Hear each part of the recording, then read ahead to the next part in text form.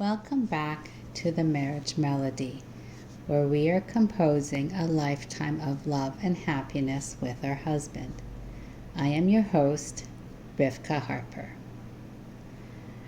Last time, I gave you the task of listing 3 feelings or emotions that prevent you from receiving what your husband wants to give. And I left it at that, without any explanation. However, today, this is what we are going to talk about. Well, we're going to start off first by talking about, what kinds of things do our husbands give us? Well, some of the obvious ones are the actual physical gifts. Perhaps he brings home flowers or some other little gift he wants, or he might take us on a date. But most often the gifts that he gives us are not tangible. They just might be a smile or just a compliment. You look wonderful tonight, dear. Or the children are so lucky to have you for a mother. The problem is that oftentimes we push these gifts back. We throw them back in his face and we reject them. And it's just like if I were to have a gift that I want to give to a friend, and that friend says, no, I don't need that, thank you, but no thank you. And the next time I try to do the same thing, the friend pushes the gift away again. And after a while, not only will I not want to give anything to my friend, I might actually start to feel uncomfortable around her. And even though she hasn't done anything wrong, I just won't feel like I want to be with her. And that is how our husbands feel when we reject the gifts he gives us. We throw them back, and at some point he'll just stop giving, because why should he? He just feels so dejected. Okay, so what do I mean about our husbands give us gifts and we throw them back? Well, your husband might say that, oh, you look nice today. And we'll say, well, I'm not pretty enough. Or we think that and we say, I'm not worthy. I am not skinny enough. I'm not smart enough. I don't deserve it, whatever it happens to be. I'm not a good enough mother. I'm not a good enough wife. And the list just goes on, because we as women are so good at making these kinds of lists. Several years ago, some of you might remember this, there was a meme that was going around the internet, and people, it took these various variations depending on what a person wanted to use it for. And the one that I liked and that I used on my homeschool blog was, one of homeschooling. And on it, you had the title, you had homeschooling, and underneath it there were several various points of views with a different picture to go with each point of view. So for example, they had one on what others see, what I think others see, what I want to see, what I think I really see, and then reality.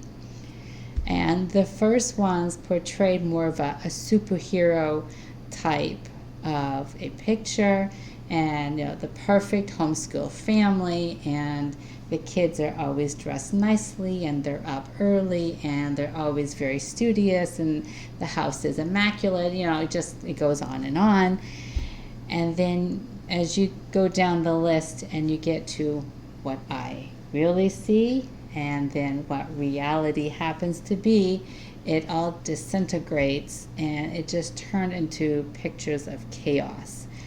Well, the dishes are not done. And not only are the dishes not done, they're not just in the sink, they're all over the counter. And, the house is a mess. And that child over there is having a very bad day, and I can't get them to learn. They're just, nothing's listening. And then, you get the picture. And what we do is as women do, and we're very good at doing this, we say, okay, how should something be? And we have this picture in our mind how something should be. In this case, my house should be fairly clean. It doesn't have to be perfect, but close to it.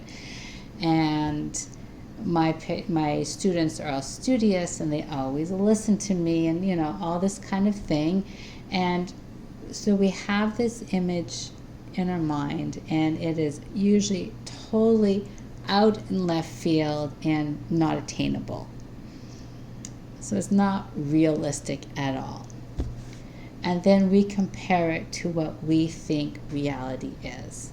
And I would look at my home and say, it's a mess. I can't get the dishes done. I'm tired in the morning. I really should be getting up early, and my kids should be helping me empty and load the dishwasher. And I should be able to get all my kids to be very studious and all this kind of thing. And so we see that our reality is what we think reality is not what we have in our mind, what we should be. And we do this, and instead we really should be focusing on, well, I'm spending time with my children. I am learning with my children, and every day is going to be different. And I don't care about my house as much, but this child over there got the one-on-one attention that he needed today. And that one learned to read today. And I'm so glad that this one didn't have to go into a school today, because he's just having such a hard time, and he was just able to let it all out and get back into who he really is. And that is how we should look at things, but instead we see the mess, and we see, all the negative stuff that goes on. This is what we do as women. And then what happens when that happens, because it's going to happen, we say, I am not a good mother. I am not a good teacher. I am not a good parent. I am not a good wife. I am not a good co-worker. And guess what? I am just not good. So when our husband says, you look pretty today, dear, we respond with, yeah, but my hair didn't work out as planned. My grade 8 language arts teacher told us on the first day of class that there is no such thing as a yeah, but. And if she heard us say that, we would need to draw her a picture of a yeah, but. That's how she started our class. And on a side note, she did have a stack of pictures from students from other classes who had to draw her pictures. Okay. But if you have been one to reject your husband's gifts on a regular basis, you'll know that he has shut himself down. But you don't have to worry, because you can change that. Yes, it might take a little while. But if you have listened to this podcast for a while, you already know what to do. Find something to thank your husband for.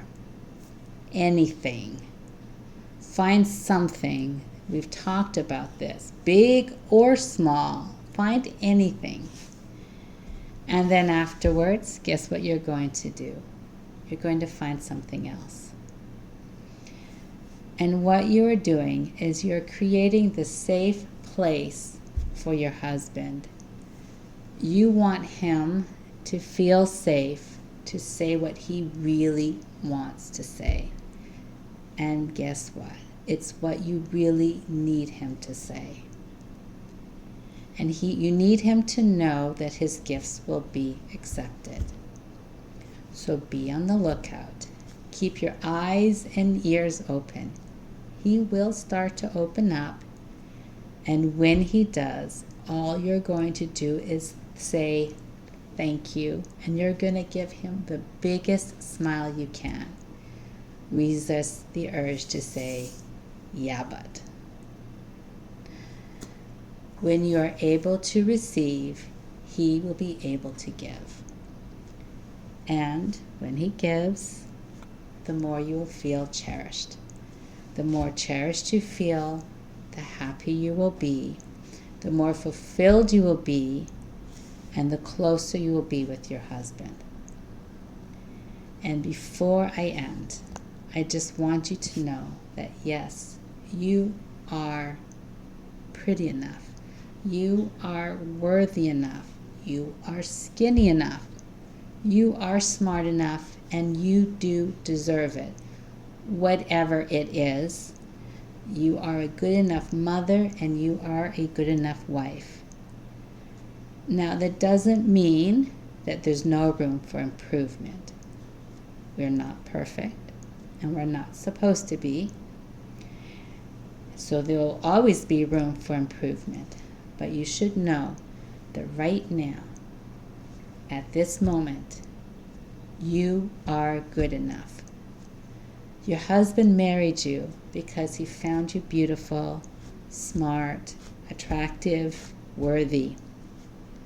Hold on to that thought. Just accept it.